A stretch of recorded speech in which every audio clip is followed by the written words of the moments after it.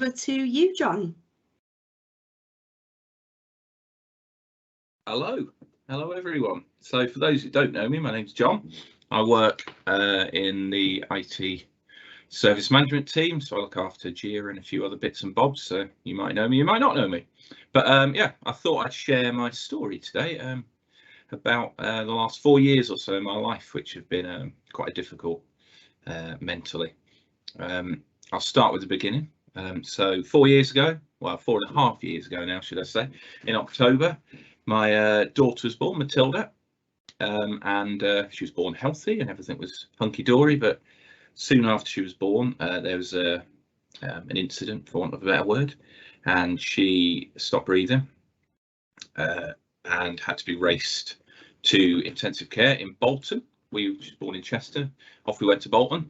Obviously, this is not what the traditional birth story goes like. You have a baby, you get a picture around the bed, everyone's happy, your parents come and see you and pat you on the head and all that and give you a nice handshake, say well done for becoming a dad. Sadly, the next day for us, we were a bit of a whistle-stop tour of the whatever motorway that is, the M56 and the M6 to get to Bolton from Chester. At this point, we didn't really know what was wrong with Matilda. We just know that she stopped breathing. And we were shell-shocked, I suppose, is probably the best terminology, me and my wife.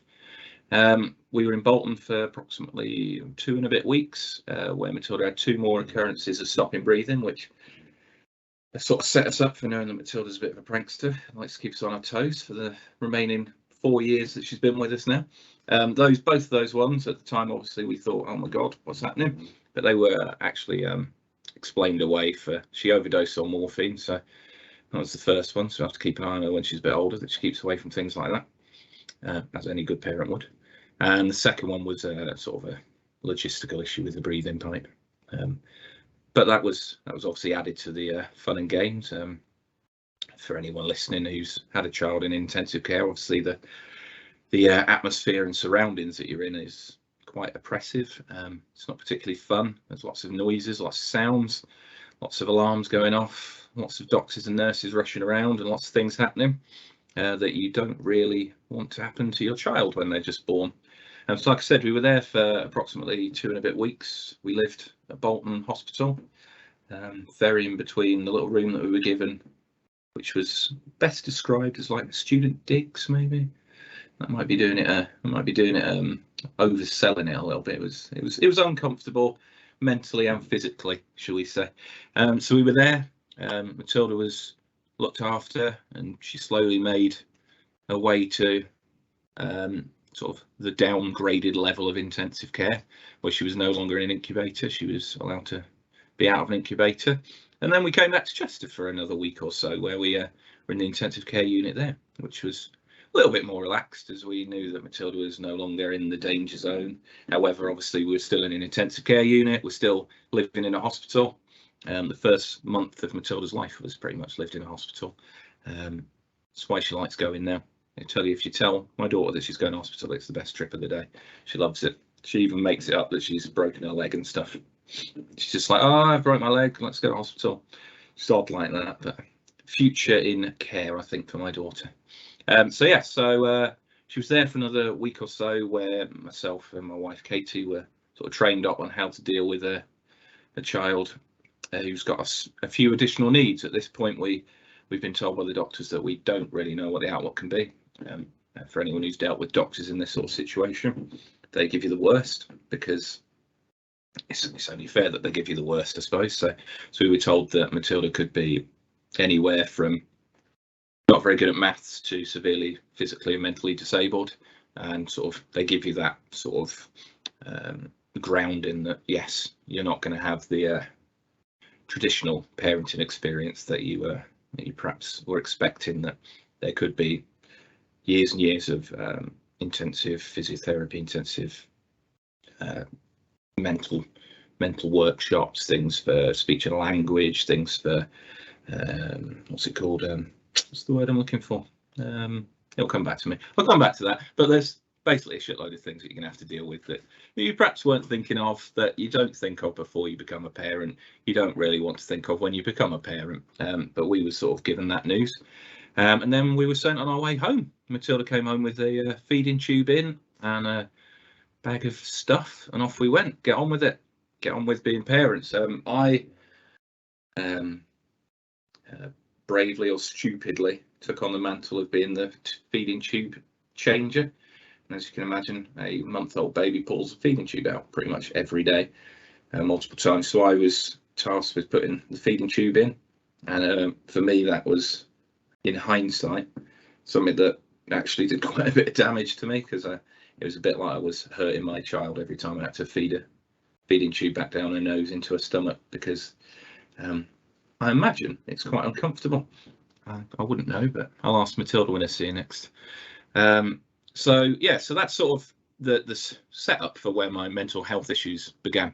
In December of that year, so December 2017, I was taking Katie, my wife, to a Christmas party with her colleagues. And for those of you that are ULO based, Topplewood Lane, had a small bump in the car. Not my fault. Somebody tried to drive into me. I mean, minuscule bump. My brother's listening, he'll be laughing now because he says I always bump the car. If he's not, I don't always bump the car. It was very tiny. It was like hitting a curb, basically. I rolled into someone's bumper. But that was sort of the trigger point for me, I suppose. That was the straw that broke the camel's back in this particular instance. And I spent the next few hours not being able to stop crying, basically.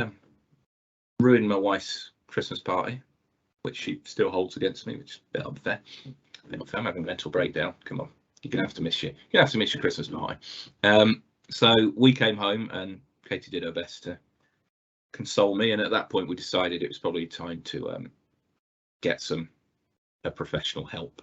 I'd sort of alluded to it that I thought I was struggling before this, but that was, yeah, you're definitely struggling. So off I went to the doctors the following week, and I was diagnosed with PTSD, which isn't something you expect to come away with after becoming a parent. I think I had a bit of trouble acknowledging it. I know I've sort of done this speech before, back when the Thrive team was first set up, and I think I said back then that I felt almost guilty that I'd been diagnosed with it, because that's something that's sort of given to soldiers who've seen people blown up and all that sort of stuff. So I felt a bit of an imposter that I was diagnosed with it, and just work in IT. I live in a fairly small village in North Wales. People like me don't get PTSD. We just crack on with life and you have a normal life. And so it took me, I wouldn't even be able to say how long it took me to sort of come to terms with that, and whether I've still come to terms with it now, I don't know. It's something that when I'm feeling sort of at my lower ebbs, I do question that I'm a bit pathetic, for want of a better word, that why have I got this? I'm sure if I'd given it to 10 other people, the situation, they would have dealt with it better than me, and wouldn't have PTSD and would just be cracking on with life and getting on with it. But I suppose that's something that I'll sort of explain a little bit more when I get to it in a minute. So yeah, so I got diagnosed with PTSD, and then about a month after that, I had, again, what my wife says, a breakdown. I don't know if that's what it was, because when you're living it, you don't know, and I had to have a bit of time off work. Basically, I woke up one morning and I couldn't face the idea of getting out of bed. I didn't want to get out of bed. I certainly didn't want to mix with people. I didn't want to be in a work sort of environment. My job at the time was a lot more hands-on with sort of release and change, and I felt an increasing amount of pressure on my shoulders that I was going to cock up, for want of a better word, because I knew that my mind was elsewhere. I knew that I wasn't quite on the ball, and that added to it. Work obviously were exceptionally good with it, and I will state that throughout what I'm going to say, work have always been very supportive. My managers, I've had Hannah and Paul Cartwright, Hannah Lewis and Paul Cartwright have been my managers throughout all this, and Steve Widnall above them. They've all been extremely supportive and helped me. So yeah, I had to have about a month or so off work to get my head straight. I spent some of that in bed, which obviously in hindsight isn't a great place to spend it, as that doesn't help anything. But also at this time, through work, I always get this wrong. It's LifeWorks, isn't it? Yes, LifeWorks. I'm getting the nod from the green room. It is LifeWorks. I used LifeWorks at the time through work. They assessed me and then recommended I get some counselling, which I went off and did. And that was really helpful, speaking about what I'd been through, but also sort of helping me sort of understand what I'd been through, because oddly, I was going to do a slide deck, but I decided not to because some of the pictures are a bit. I don't want to upset people too much. Pictures of Matilda when she wasn't well, but there's quite a good picture of me. So basically, what they said was you didn't deal with any of the emotion at the time. And looking back, I didn't. I was very good. I was very calm. I got mistaken for a doctor a couple of times because I was so calm in the situation, explaining it. People thought I worked in the medical profession. The way I was explaining things was like, nope, I'm the dad. And they were like, oh, right, sorry about that. You thought you were part of the team. So I didn't really deal with the then and now when the then and now was the then and now. I didn't think I'd say then and now so much either, but I have. So I didn't think, looking back, I completely understand it. I blocked it off, dealt with it. Obviously, my wife, Katie, she didn't do that. She was full on emotions throughout it, which looking back, perhaps I should have been. I sort of sat on it, dealt with it, did a lot of the talking to the doctors, did a lot of the sort of to and fro what's happened with my family as well. And in hindsight, that was perhaps not the best. Obviously, it was the way I got through it. I was very calm, very sort of almost detached from the situation. But the counselling actually said what you did there was you sort of put it all in a box and didn't deal with it. You didn't confront the issue, and then it obviously built and built and built and built until it cracked my head a little bit, for want of a better phrase, and I had my issues. So counselling were very honest and said what you need to do is look back, see what happened, relive it a little bit, talk through it, and try to associate the emotions, because you've got the events and the emotions, you haven't put them together, so you're dealing with the emotions separate from the events, which isn't what you want to do. And that's how I sort of found myself where I was.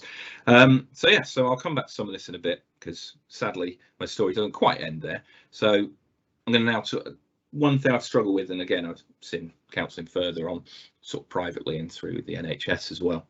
One of the things that I struggle with a lot is sort of, and I always feel a bit bad talking about this because I feel bad for Matilda basically, is I struggle being the parent of a disabled child basically. So Matilda, subsequently, she's 4.5 now, and she'll be 5 in October, has been diagnosed with cerebral palsy. So she's got basically one side of the brain was impacted, which affects one side of her body. So her left side of her body is affected because the right side of her brain was damaged. So with this comes, it sort of goes back to sort of that image you get of parenting, I suppose. You get this image, don't you, before you become a parent. So those of you listening that are parents, that, you know, everything's brilliant. Obviously, it's tough. Let's not forget early mornings and sleepless nights, nappy changes, dealing with kids going to school, emotions as they grow and stuff. Parenting is very difficult. And one thing I really struggle is with sort of that added level of parenting, I suppose. I really, really struggle. And like I said, it sort of feeds into why I have periods of depression, periods of loneliness and sort of that side of things, because it's very difficult being a parent of a disabled child. We have countless hospital appointments. We're in and out of hospitals again. Fortunately, Matilda loves this, so she sees it as a day out to the hospital to go and visit some of her friends who are the doctors and nurses that she sees every time. So she loves it. So Matilda has physio, she has speech and language. She's got 2 consultants. She's got one in Chester, one in North Wales. She's got she has to have her hips checked because of the way she has to have sort of, I don't know what the terminology is. It's got osteo, something like that. So she's got loads and loads of things that have. Speech and language is something that I always thought was something that I didn't realise it involves how she eats. So one thing she struggles with is soft food, because she can't control her muscles in her mouth and throat properly to eat bread, for example. She chokes on bread quite regularly if she's eating things like that. And yeah, so I think to sort of move along a bit before I get bogged down in this and tell you unbear all the souls and skeletons in the cupboard, but yeah, finding out when I think Matilda was about 2 when she got diagnosed. I remember that was very, very difficult moment for me personally, between sort of now and the birth. I remember I was doing spin when we used to do spin across the road. I stupidly thought 2 shirts were a shirt and a pair of shorts. So I got into the changing rooms to get changed, realised I had 2 shirts, not a shirt and shorts, or vice versa, either 2 pairs of shorts or 2 shirts. It's not important right now. And I sort of had a mini breakdown, I suppose, for want of a better word, halfway back to work, in the car park of Anwell Homes, of all places, where I decided to sit on the floor and cry for a little bit. A man came out, tried to help me. I said, "No, I'm fine, which is a constant of me when I'm sort of dealing with the public. I'm fine, but inside my head I don't. So yeah, so I sat in Amwell car park. He invited me in for a cup of tea and a coffee. I declined him, went back to work and carried on like nothing had happened. But yeah, so things like that, that sort of diagnosis, because it was sort of that realization that yes, this is our life as a family now. We have not got the standard and typical life that you want, selfishly. And like I said, when I'm confronting these emotions, then that adds into, right, well, that's a bit cruel on Matilda, isn't it? Because it's almost implying that she's not perfect, which she is. I mean, she's not when she's shouting at you, but she's perfect most of the time. So yes, that's very difficult. And like I said, the admin and the sort of expectation of what the future holds. Matilda started school now, so that's obviously something that was a big decision. Was would she be capable of doing mainstream schooling? Would that be a thing? Can she do mainstream schooling? So that all had to get assessed. We had to go to, again, many appointments to make sure she was fit for mainstream schooling, which she is at the moment. But we've also been told that might not be the case for high school, because if her mobility is not up to it, she won't be able to get around at high school. So yeah, more unanswered questions, and that is sort of the common theme with the disability of a child, is you're not going to get an answer. You're going to be told what could happen and what could be the worst case scenario, and you sort of deal with it as you get to it. So yeah, so Matilda's doing very well now. She's, like I said, 4.5. She walks with a walker, and she talks with an attitude, and she gives me shit every day. She likes to call me Baldy. Full of fun. I do love her, but she does test me sometimes. But yeah, so I'll sort of move on to the next stage. I'll come back a little bit to explain sort of the PTSD and the depression in a bit, about how that affects me and sort of what I do on a day-to-day basis. But sadly, my story's not quite done yet. So obviously, the world was plunged into a well, I don't want to say unprecedented times, because we've all heard that phrase too many times. But yeah, the world went into lockdown, didn't it, in 2020, in March. And as an extra special gift, the first week of lockdown, my mum was diagnosed with lung cancer. So that was fun. Yeah, so she wasn't very well. Obviously, lung cancer, COVID is a respiratory disease, so the two did not mix. Obviously, at this point, you were locked down heavily anyway, and so mum and my relationship now went, and Tim, if you're listening, if you're not, my brother, you might know Tim, he works here as well, Tim McCarthy, sits behind me at work, which is fun. We had a relationship with our parent, our mum now, that was the worst time of her life, and we couldn't be there for her properly. So she was diagnosed on March the 17th, I think she got the diagnosis. I actually saw her that morning. It was the last time I saw mum properly face to face at my side door. She'd been to pick up a prescription for my antidepressants, and I said to her, "What's wrong?" Because I knew something wasn't quite right. She's like, "Oh, nothing, I'll tell you later." I was like, "All right then, see you later." Off she trotted, and little did I know she was going to the doctors that afternoon to receive her diagnosis, and be told what nobody wants to be told, I imagine, that you've got cancer. It's lung cancer, and it's quite advanced. So unbeknownst to me and Tim, I assume I never managed to get this information out of my dad, and I certainly didn't get it out of my mum. We assumed she was given this is terminal. We weren't necessarily given that as the sons of them, because that's typical mum. She didn't want us to worry about her. We've got enough worries on our own plate. So mum was diagnosed with cancer. Like I said, all we could do was speak on phones and do video calls and watch mum slowly deteriorate every time you log on and see her. For those of you that know ULO, I live about 7 minutes from work, and mum and dad live approximately 3 minutes from work, sort of between here and work. So So sort of the helplessness of knowing that mum is literally, I can almost look out my front window over a few houses and see mum and dad's house. You can almost see it from work, my mum and dad's house. So yeah, so mum, like I said, every time you log on, mum's deteriorating a little bit more. She's deteriorating a little bit more. Every time we speak to dad, yeah, things are getting a little bit worse. Things are getting a little bit worse. So it suddenly dawns on me, it might dawn on Tim as well, that I actually think mum might not get better from this. I think this might not be something that she's going to suddenly have chemo and be well. She had some radiotherapy, and that really was the trigger. It was probably about a month and a half after she was diagnosed, maybe 2 months, and that was very much a trigger for a massive decline in health. She was in and out of hospital then for the remainder of her life, and sadly she passed away in July of 2020. Yeah, not particularly fun thing to happen, but fortunately, the last 2 weeks she was back at home because she wanted to be home. And myself and Tim, we sort of took the decision that we weren't going to abide by the rules anymore, because dad is the sole carer now at home. He's doing it all by himself. He's not a medically trained professional. He's a husband of somebody who's dying in front of him. So me and Tim step up and we go and do shifts, effectively looking after mum for the last 2 weeks, which isn't particularly pleasant. She's bedridden by this point. She can't look after herself, and I don't know, some people listening might have witnessed a family member in the last couple of weeks of life. It's not really my mum anymore. It's become somebody else.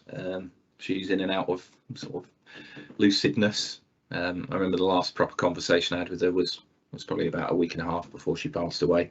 I'm glad I had it, because that was the last chat I had with mum. Obviously she was still frail, but she still had a mental well-being at that point. But the last week or so was particularly tough, when she basically lost the plot, for want of a better word, and became very sort of in and out of sort of stories from her childhood.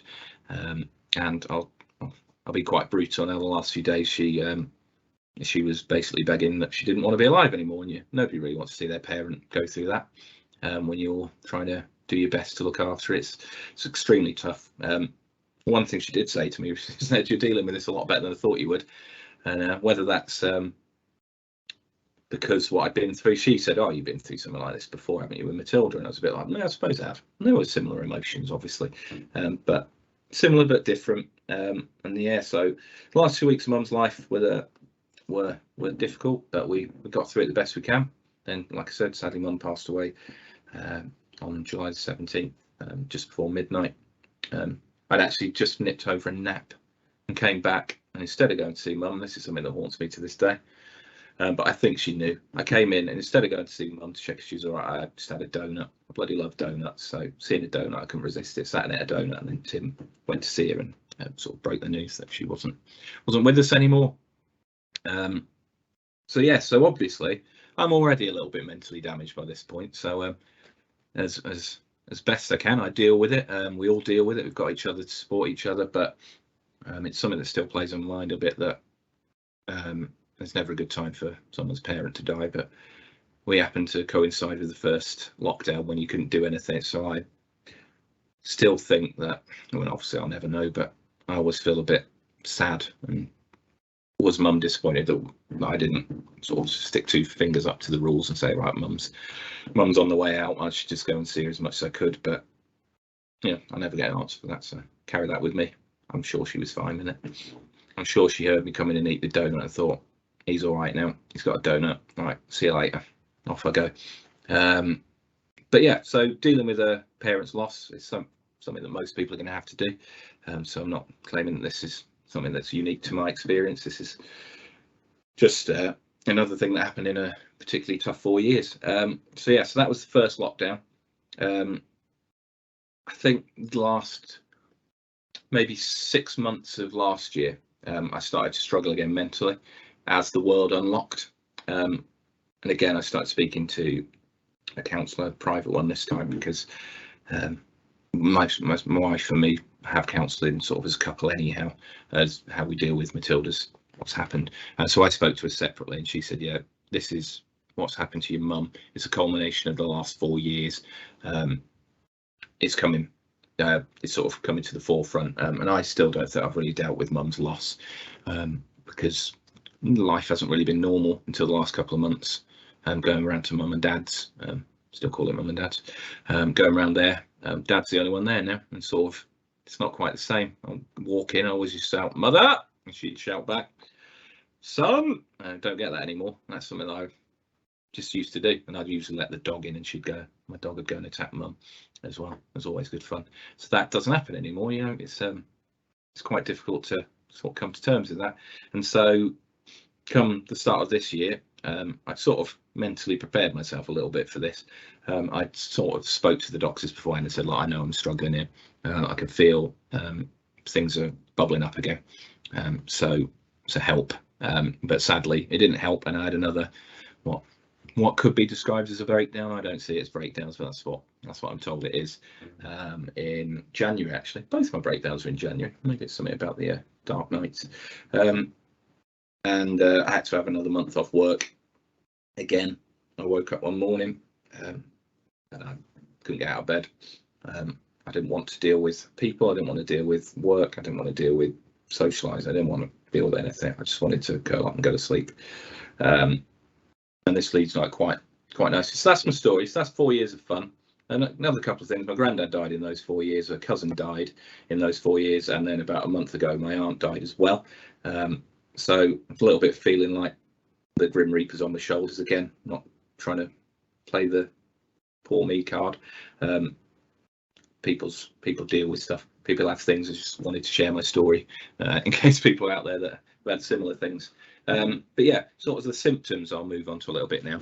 So we've dealt with what happened. So things that when I know I'm slipping into a not so great place, one of the first things I start having is not nightmares as such, but violent dreams. One that always springs to mind that I remember is I was watching in the dream. Obviously, this didn't happen in real life, so don't worry. I was watching the football on telly, and it was Liverpool. I'm not a Liverpool supporter. I was watching Liverpool in Europe, and they were playing against a Croatian side of unknown. It was just in Croatia or Serbia or something like that, and they started getting bombed on the pitch, and the players were getting blown up, and then the cameras were focusing in on specific players who are real footballers in the Liverpool team, sort of in the middle of a war zone, getting limbs blown off and stuff. That's one that always lives with me. Fortunately, I don't remember my dreams very often, so I don't have to deal with it. But I wake up crying. I'll shout out no and things like that. I wake up crying, knowing that I've had a nightmare of sorts, not remembering it, and then being too scared to want to go back to sleep. That's sort of one of the first things that happens to me. If you look up the symptoms of PTSD, that's one of them. Sort of violent reliving things. So I do relive things that happen with Matilda, not so much in a bad way. Also, it was horrible to see a newborn child being resuscitated. Nobody wants to see that. Nobody wants to see any child of any age resuscitated. But yeah, particularly difficult. I do relive it. I rethink it every day. What could have happened? What should have happened? Could we have avoided it, etc., etc. And yeah, so I have things like that. I relive it. I still relive it, even when I'm not feeling bad. I relive it and sort of go, that was shit. So yeah, so violent dreams is a common one with me. I start isolating myself. Katie, my wife, spots this and tells me I'm doing it. I drift off. I isolate. I play games on my phone or just watch things by myself. I don't sit with her. I'll sit across the room. I won't engage in conversation. I overthink things. That's maybe me, more a wider me that way. Get very anxious about, like I said, work. I've become anxious about making incorrect decisions in work, missing things out, causing to wider work-related issues and things like that. And another thing, which is quite common, I've become extremely obsessive. I'm quite an obsessive character anyway. I like things that I like. I get very passionate about and learn a lot about. Star Wars, trainers, music. Can't see that, but my turntable's there. There's records in here, thousands of them. So I've become very obsessive. I've become very focused in on minute details about things and become hyperactive. So it's a bit of a almost Jekyll and Hyde, I suppose. I isolate myself, but when I do talk to people about stuff, I become full on and like intricate and giddy about whatever I'm talking about. So those sorts of things crept back in both times. Both times I had sort of specifically very low lows, and depression, classic depression, which is part of the PTSD umbrella. So depression, like I said, I isolate myself. I don't want to get out of bed. I certainly don't want to be amongst people. I don't want to talk to people. I don't want to have to make pleasantries. But conversely to that, I'm very good at making pleasantries, I suppose, and I am quite a happy-go-lucky chap, sort of, as my default. So sort of having to deal with that, sort of putting on a mask and be, oh yeah, I'm great. Oh yeah, it's brilliant. How are you? Oh, nice weekend. Yeah, it's brilliant. When in actual fact, my weekend might have been a bit shit. And I perhaps didn't want to say that, but you have to. Well, I have to be honest. Nobody wants me to burden them with my problems. They've probably got their own problems. It's very much an attitude that I take, even with my wife. When I do tell her these things, she's like, why didn't you tell me before? It's like, well, you don't need to worry about me, do you? She's like, well, yeah, I do. I'm your wife. It's part of the job. But I will tell you, but sort of it culminated in the week between Christmas and New Year, just gone. I actually was at probably the lowest I've ever been, I would say. Certainly the lowest decision I ever nearly made. I tried to physically harm myself, not with the intention to kill myself. That wasn't ever the intention, but I did try to physically harm myself. But stupidly, looking back at it now, I I remember. I will explain. So I got a knife and I was going to cut myself in my kitchen. And then I beat myself up that I couldn't even do that properly, because when you're at low, one of the things that you deal with is you sort of beat yourself up. You think everything you do is rubbish and you're inferior. And I always get down on myself and say I'm just pathetic at everything when I'm like. So that added to that. I was like, oh, I couldn't even bloody do that properly. What a pathetic excuse I am. And this was the point, sort of, I was still keeping it to myself a little bit and not telling people. But at that point, I thought I best tell Katie, my wife. Probably shouldn't keep this to myself anymore.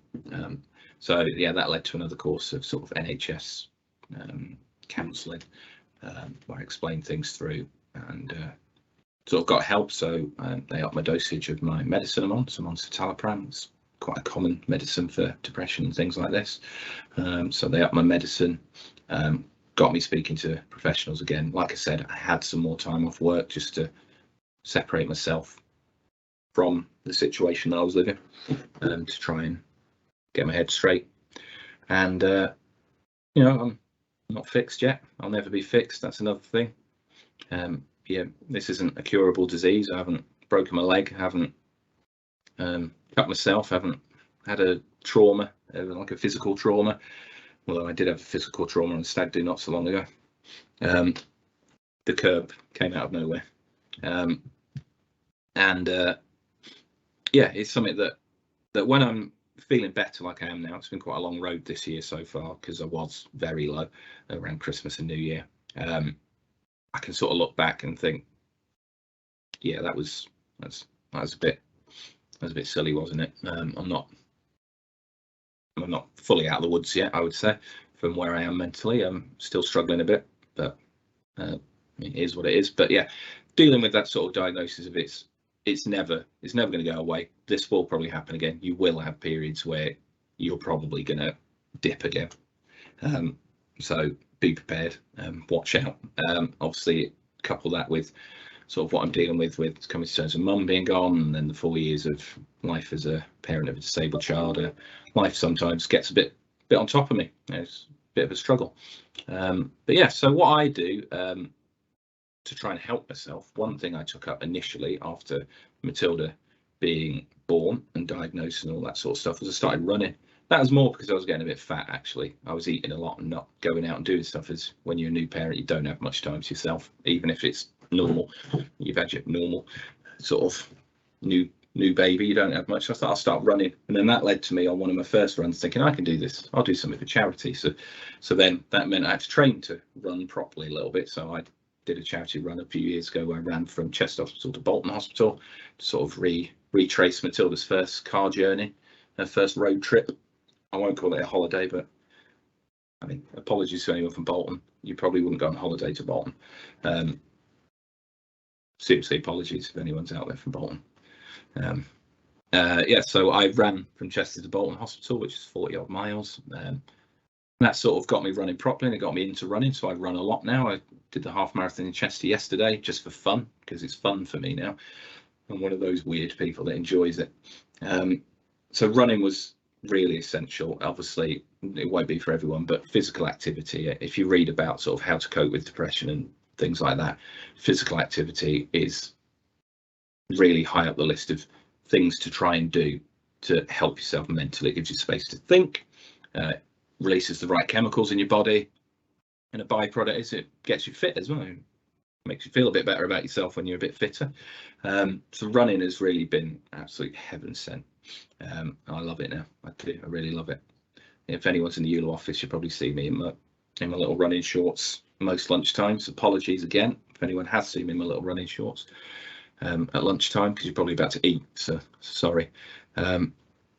Seriously, apologies. So running, really key. Physical activity, getting your body and your mind out there, active, doing what you want to do, being sort of, yeah, I do some of my best thinking when I'm on runs. Do some of my best sort of thinking and yeah, I should do that. Come up with ideas of how to raise money and stuff. So yeah, that's one. Getting help from me was very important, sort of professionally, whether that's speaking to a doctor or a counsellor. That was really essential for me to understand what was going on. Really, I didn't have a clue. When you're in the moment, looking back, obviously hindsight's a beautiful thing, as they say. When you're in the moment and living in that moment, it's very difficult to know what's going on, and sort of because it feels normal at that moment. It feels normal because it's just the life you're living. So getting to speak to professionals is very important. That's quite a big step I've found as well, in sort of coming to terms with it as well. Because I don't know, but for me personally, I didn't want to. I think I alluded to earlier about the PTSD. I felt a bit of a fraud. I shouldn't have PTSD. All I've witnessed is my child being born and having a few difficulties. But in hindsight, yeah, it's not normal to witness an hour-and-a-half-old baby being resuscitated, and the next time you see her having whites coming out of her head, her nose, her mouth, her arms, her legs, and being motionless. That's not normal. That is a traumatic situation to deal with. So yeah, speaking to those people and sort of getting that sort of conversation going, I suppose, to say, look, you need to deal with this. This is why you're feeling like this. This is how you can help yourself. Here's some sort of tips and guides around sort of meditation is important, sort of living in the moment, not dwelling on thoughts. It's all very easy to say now when I'm feeling a bit better, and when you're in the shit, when you're not feeling great. Apologies for my mouth, or as I sweared a few times. Hopefully nobody's offended. When you're feeling a bit crap and you're not feeling great, it's difficult to try and put yourself in those positions to feel like you're living in the moment, because your mind dwells, like I said earlier, dwell on the events, you dwell on things that you're thinking about. But to try and have some time, and this is where running coupled with this really comes in handy, because when I'm running, I'm just thinking about running, or I don't know, sometimes think about going shopping. I might think, what trainers do I want to buy? None. I've got more than enough already. It really helps sort of isolate yourself and give you that time to reflect and meditate and sort of be present in the breathing, sort of feeling the breathing. I used to run with music. I don't run with music anymore because I find hearing the natural sounds very very helpful to me. Not to say that works for everyone. It might work that you're not feeling great. You might want the music to listen to help you isolate a bit as well. So yes, so speaking to professional, exercise, try not to isolate myself, which is difficult again. Lots of these things, keeping connected, having a good support network, people that know. A lot of my close friends know, well, all my close friends know. I talk about it. I'm talking to everyone here now. There's people on this call I've probably never met in person, and I'm talking about it. But talking about these things as well is something that I find quite cathartic, almost, I suppose. Sort of gets it off your shoulders a bit to share the story and sort of know that people care and actually interested. I find quite useful. And yeah, just sort of trying to keep that network around you supportive and understanding, so that you don't get that, oh, how are you? Oh yeah, I'm all right. these people know that maybe if Jon's saying he's all right, obviously sometimes I am all right, sometimes I'm not all right. It can be difficult to know. So it's all on your shoulders to figure out if I'm all right. I'm not passing the buck. I'm kidding. I don't pass the buck. So yeah, so it's, but the two things that really helped me with the exercise, coupled with that sort of presentness, speaking to professionals, making sure that I have got the ammunition and the mental tools to know when I'm slipping, because like I said, it's not a curable disease. I've not got something that can be zapped away. It's something that I will live with, and there'll probably be more things that crop up with Matilda as she gets older, that will trigger certain things and make you think, why have we got dealt this card? That's something. Jealousy is another thing that I struggle with this, is sort of people post a lot about their kids on social media, which is fine, but every time I see people posting about how great their life is, my friends and stuff, it makes me think a bit like, it's not for me. It's not going to be what we have. Obviously it's been a massive shaping impact on who I am now. It's changed who I am. It's changed the way I see life, and how I deal with life. I realise I've chatted now for 45 minutes nearly, so I think I'll draw a line under it there. So thanks for listening. Hopefully you've all managed to eat your food and have your lunch, have a cup of tea, whatever it is you've been doing whilst you've been listening to me rabbit on. Hopefully it's not been too boring, because it's just been my face and my surroundings. But yeah, that's me done really. That's my last 4.5 years in a nutshell. The ups and downs of me. That could be my book name. Thank you so much, Jon. I'll just quickly read out some of the comments here. We've got quite a few questions, but a few comments from people as well, which I think sum up probably how people have felt whilst listening to your story.